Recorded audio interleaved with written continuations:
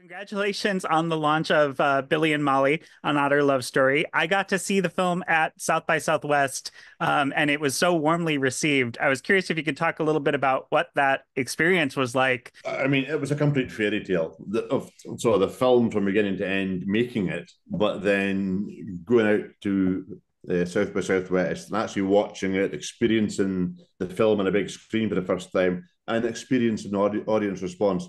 It was just an amazing privilege, and yeah, a bit of a fairy tale, really. You have no idea how these things are going to be received. You think you've been involved in something that's amazing. People are telling you it's amazing, but when you get that feedback from a real live audience who don't know you, they're not your friends who are going to say it's nice, whether it is or it isn't, but just so many people who don't know you responding in a way that, gosh, blew our minds, really. What was it like when you first got the notification that somebody wanted to come and film this story? So when Charlie phoned and says, "Can we make a film?"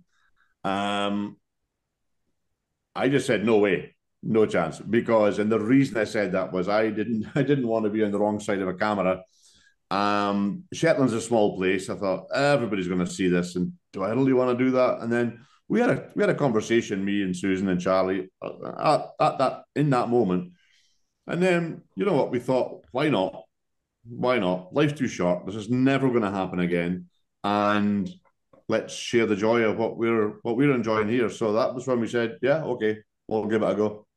And I was totally fine with it, Alex, because I wasn't going to be in it. It was just about Billy and Molly. So I was just doing it. You crack on, guys. It'll be great. That obviously then changed over time a little bit, but yeah, I think we wanted, or I was more keen that we captured what we had going on. Because when you're in it, when Billy was with Molly, he's not always able to stand back and take that film footage or, take a snapshot. So, but yeah, I was really keen that it was captured in some shape or form. Never in my wildest dreams thinking it was in this shape and form. You had to kind of open up your home for over a year, not just to an otter, but also to at least, one person with a camera.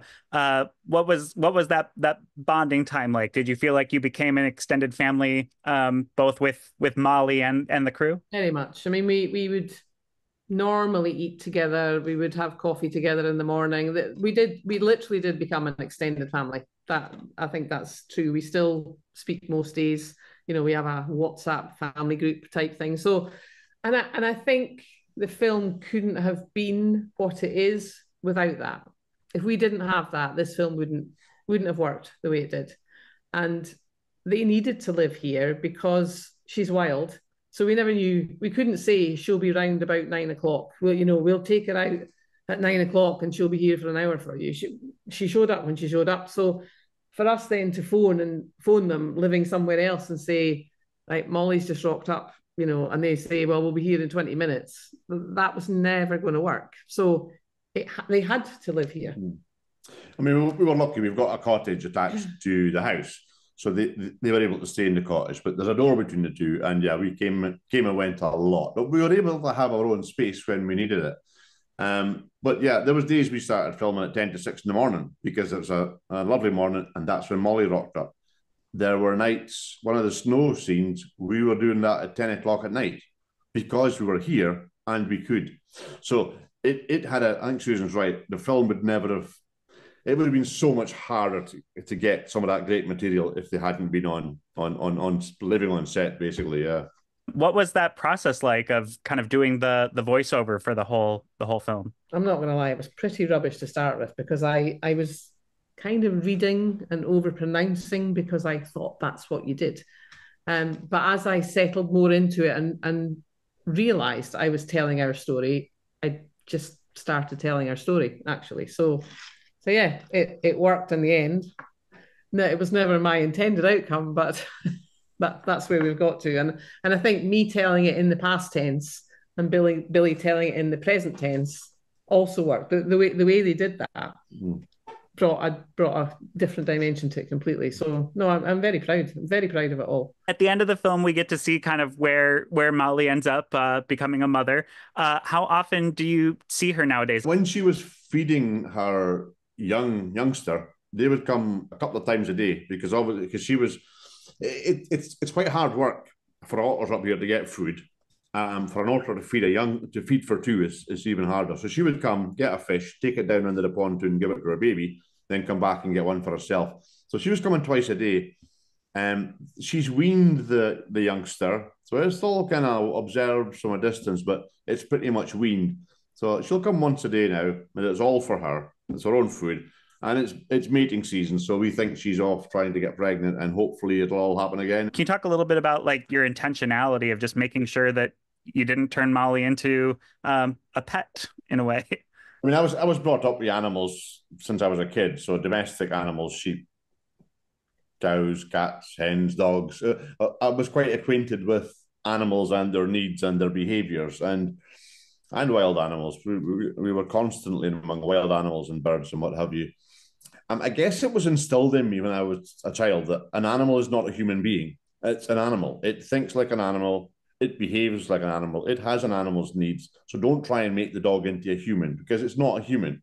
You know, it might be happy to sit outside in a kennel. So that was something that was instilled in me when I was young. There's always, on a deeper level, the temptation to try and make an otter a pet and domesticate it. And that's all very cuddly and lovely to think about. But otters don't really make good pets. So even if it was a fair thing to do, they've got their nature. You know, they need to bite, they need to fight, they need to tear things apart. And it was just never going to be a good idea. It's never going to be a good ending if we took her into the house or even tried to. Fortunately, she didn't want to come in, so that was fine. But no, I knew enough about. Fortunately for him. Yeah.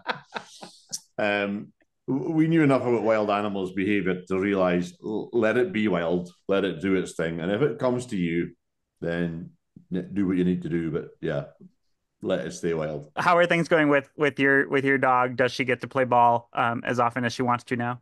Jade will always play ball. If you could see her right now, she's lying sprawled out in her bed in the rays of the sun. So, but her eyes are open because it's just about dinner time.